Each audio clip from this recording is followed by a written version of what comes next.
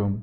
जो लेक्चर आज मैं देने जा रहा हूँ, अगर आपको, आपके बहन भाइयों को, आपके जानने वालों को 5वीं, 7वीं, 8वीं जमात में मिल जाता, तो उनका ज़हन जो है किताबें पढ़ने वाले की बजाय किताबें लिखने वाला बन जाता। हमारे बच्चे पढ़ पढ़ कर, रट्टा लगा लगा कर बस किताबें पढ़ने वाले ही रह गए हैं। उनके दिमाग में इतने आइडियाज़ ही नहीं आते कि वो किताबें लिख पाएँ। तो सबसे पहले प्रॉब्लम जो है, वो आइडियाज़ ऑर्गेनाइज़ नहीं होते। आप सब कुछ हम आज को इस वीडियो में बताने जा रहे हैं। पूरी वीडियो को देखिएगा, एंड तक देखिएगा। मैं आपके ज़हन को ऑर्गेनाइज और डिसिप्लिन कर चुका हूँगा। अगर आप वाकई ज़िंदगी में आगे बढ़ना चाहते हैं, तो ये वीडियो एक बहुत ज़बरदस्त वीडियो बनने वाली है आपके लिए। तो आइडियाज बनाने के लिए हम एक टॉपिक ले लेते हैं। टॉपिक को ध्यान से आपने पढ़ना है, फिर हमने अपने दिमाग को ऑर्गेनाइज करना है। मैं आपके जहन को ऑर्गेनाइज और डिसिप्लिन इंशाल्लाह कर चुका हूँगा। सिर्फ इस टॉपिक को देख लें। आपके पास मिसाल के तौर पे एक टॉपिक आता है, ये आईएलटीएस के लिए है, सीएसएस के लिए है, पीटीई के लिए है, जैसे भी आप चाहें। For example, more and more families have computers in their homes and children spend a great deal of their time using them. What do you think is the role of computer in child's education? इस topic को अगर आप देखते हैं तो इसमें कहा गया है कि आजकल ज्यादा से ज्यादा घरों में और फैमिलीज के पास कंप्यूटर्स हैं और बच्चे अपना बहुत सा टाइम कंप्यूटर के ऊपर गुजारते हैं। आपका क्या ख्याल है एक्सक्यूज मी, आपका क्या ख्याल है कि कंप्यूटर का बच्चों की तालीम में क्या रोल है? ये है हमारा टॉपिक, जिसको आप अपनी कॉपी पे लिख भी सकते हैं। इसको आप पॉज करके इसकी पिक्चर भी बना लें, फिर हम इसके ऊपर आपके जहन को खोलने की ट्राई करते हैं इंशाल्लाह।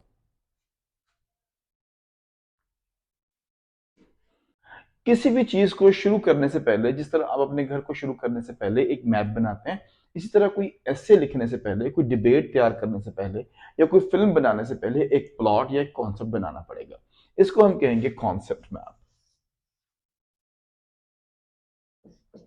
जो जो लोग इस बात को जानते हैं, जिन लोगों ने कॉन्सेप्ट मैप बना लिया कोई भी कारोबार शुरू करने से पहले या कोई भी चीज डेवलप करने से पहले, वही कामयाब होते हैं। अगर आप कोई इंडस्ट्री भी लगा लेते हैं, आइडियाज डेवलप करने के लिए सबसे पहले जरूरी है कि अपने दिमाग को ऑर्गेनाइज करना सीखें। अगर आप जिंदगी में कामयाब होना चाहते हैं, कोई बिजनेस में कामयाब होना चाहते हैं, कोई नया बिजनेस शुरू करना चाहते हैं, तो सबसे पहले कॉन्सेप्ट बनाना होगा। अगर आप घर भी बनाते हैं तो आपके जहन में कॉन्सेप्ट होता है कि कितने कमरे होंगे, कहाँ कहाँ कौन कौन रहेगा। अगर आप फिल्म डिजाइन करना चाहते हैं, फिल्म बनाना चाहते हैं, तब भी आपको पता होता है कि पहला सीन क्या है, दूसरा क्या है, तीसरा क्या है। एक सीक्वेंस होता है। समझे, अब हम अपने जहन को ट्रेन करने लगे हैं। ये ट्रेनिंग अगर बहुत पहले हो जाती कौम के बच्चों की, तो बहुत ज्यादा क्रिएटिविटी डेवलप हो जाती। आज हम दिमाग को ऑर्गेनाइज करेंगे। तो let's start from the concept map.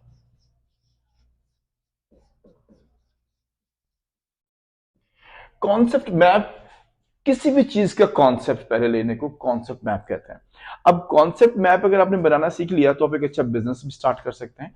और अगर आप सीएसएस, आईएलटीएस, पीटीई लेवल का कोई ऐसे लिखना चाहते हैं, तो ये आपके लिए सबसे अहम चीज है। चलिए, जैसे हमने कहा था कि more and more families have computers in their homes, तो सबसे पहले हमने इसका जो मेन थीम है वो बना लेना है, जिसे हम कहेंगे थीम।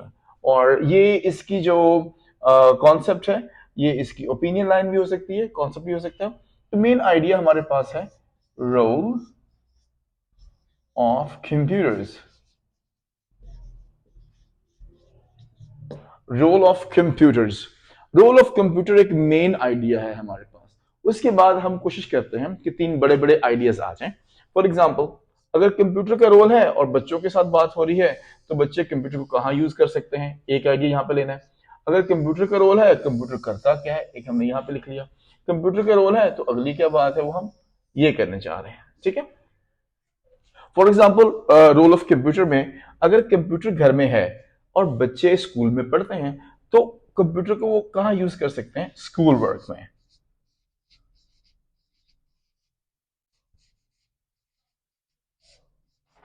तो कंप्यूटर का पहला यूज आ गया स्कूल वर्क। अगली बात, कंप्यूटर करता क्या है, टीच एंड एंटरटेन।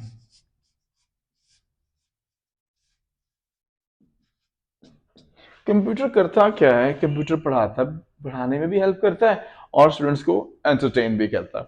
अब ये दोनों काम हो गए, क्योंकि हमने कॉन्सेप्ट में पढ़ा था more and more families have computer. तो फैमिलीज तो वालिदैन के बगैर तो नहीं बनती। तो अभी हम ये करेंगे कि यहाँ पर हम फैमिली का जो रोल है उनकी तरफ से जो लिमिट्स लगेंगी उसके ऊपर बात करते हैं। तो यहां पर होनी चाहिए पेरेंटल लिमिट्स।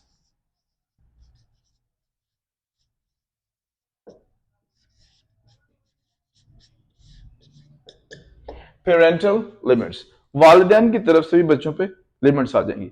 ये हमारा पहला आइडिया है, ये दूसरा आइडिया है, ये आइडिया नंबर 3 है। अब हमने अपने दिमाग को और खोलना है, अब हम इस पे फोकस करेंगे और कैनवस जिनका खोलेंगे। फॉर एग्जांपल स्कूल वर्क है, अगर स्कूल वर्क को मरकज मानकर हम बात करें तो हम देखेंगे बच्चे स्कूल वर्क में कंप्यूटर को कैसे यूज कर सकते हैं। इसमें भी हम कोशिश करते हैं कि कोई 3 आइडियाज बना लें। तो पहला आइडिया मुझे लगता है कि स्कूल वर्क में बच्चे क्या कर सकते हैं, they can write assignments.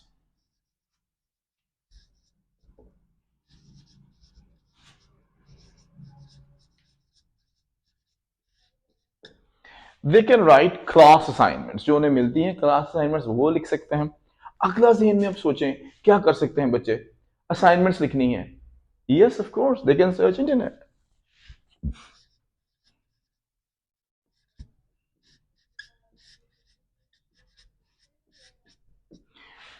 They can search internet. और पहले क्या होता था, इंटरनेट तो नहीं था, तो बच्चे किताबें खरीदते थे रेफरेंस बुक्स के तौर पर। तो अब उन्हें फिर क्या होगा, फैसिलिटी होगी, नीड नो रेफरेंस बुक्स।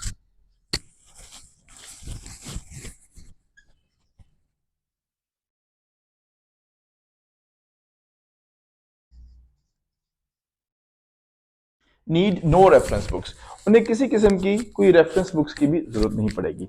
अब हमारा जहन एक तरफ तो ऑर्गेनाइज होकर यहां तक आ गया कि हम क्या कर सकते हैं यहां पे। ओके, अब यहां पे आके अब हम चलते हैं टीच एंड एंटरटेन के फ्रेम में कि उसमें हमारा जहन क्या सोच सकता है। तो जहन को आगे लेके चलते हैं। टीच एंड एंटरटेन, ऐसा कौन सा काम है जो बच्चे करें भी और एजुकेटेड भी हों, मतलब खेलते भी रहें और एजुकेशन भी उनकी होती रहे। अब इसको हमने सोचना है। इसकी मिसाल है कि they can play educational games.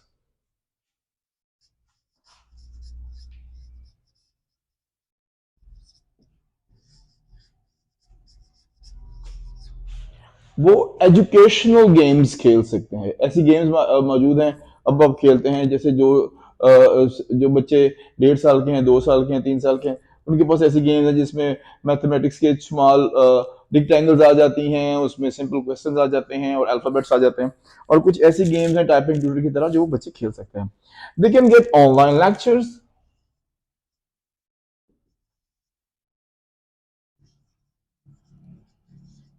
वो ऑनलाइन लेक्चर्स भी ले सकते हैं। अब फॉर एग्जांपल घर में बैठे हैं तो डिस्टेंस लर्निंग में ऑनलाइन लेक्चर ले सकते हैं। अगली बात, अगर हम मेरी तरह के हैं तो वो क्या लिखेंगे, डॉक्यूमेंट्रीज।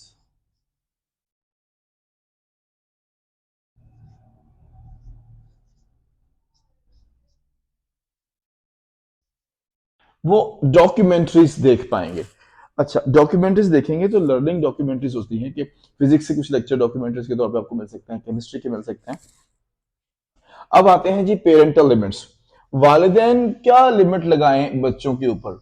अब आप एक लम्हे के लिए वालिदैन जो है अपने आप को वालिदैन समझें, आपने वालिदैन तो बनना ही है, तो क्यों ना कुछ देर के लिए अभी समझ लें। तो वालिदैन, अगर आप वालिदैन हो तो बच्चों के ऊपर कौन सी लिमिट्स लगाएंगे, लिमिट्स साथ लगानी है। मिसाल के तौर पर आप कमेंट्स में भी लिख सकते हैं। चलिए पहली लिमिट एक लगाते हैं, जो आप लगाएंगे टाइम लिमिट।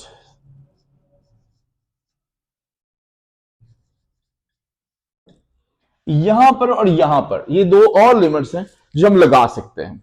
अब मैं आपको इस लेक्चर में शामिल इसलिए करना चाहता हूं कि यहां पर और कौन सी लिमिट बीइंग पेरेंट्स आप बच्चे के ऊपर लगा सकते हैं। आपने इस वीडियो के कमेंट्स में हमसे वो शेयर करनी है, फिर हम आपको बताएंगे यहां पर कौन कौन सी लिमिट्स आप लगा सकते हैं। आपने इस वीडियो के एंड के ऊपर इसी टॉपिक को लेकर, आप टॉपिक की वीडियो को बैक करके देख भी सकते हैं, इसी टॉपिक को लेकर अपने आइडियाज बताने हैं कि आपको कौन कौन से बड़े 3 आइडियाज लगते हैं और उनकी सपोर्टिंग डिटेल्स लगती हैं। फॉर एग्जांपल ये आइडिया 1 है, ये आइडिया 2 है, ये आइडिया 3 है। ये सपोर्टिंग डिटेल SD 1, 2 और 3 है इसकी। इसकी ये SD हम कहा करेंगे सपोर्ट डिटेल 1, 2 और 3। उसकी SD जो है ना वो वो आपने ढूंढनी है। पहली हमने दे दी है, दूसरी और तीसरी आपने बतानी है। ये मकसद सिर्फ इसलिए है कि आप इसको बाद में इसमें इंगेज हो सकें और आप अपने जहन को लेकर चल सकें।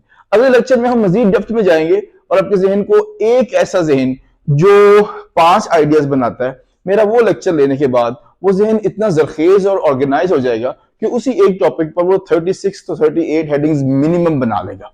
50 तक भी हो जाएगा। कैसे, वो अगली वीडियो में बताऊंगा आपको। इस वीडियो को सब्सक्राइब कीजिएगा, चैनल को सब्सक्राइब कर लीजिए, बेल आइकन जो है वो उसको दबा दीजिए जाके नई कोई भी वीडियो आए तो आप तक पहुंचे। दूसरे बहन भाइयों से शेयर कीजिए ताकि सबका जहन खुले और लोग डेवलप कर सकें। सो अस्सलाम वालेकुम।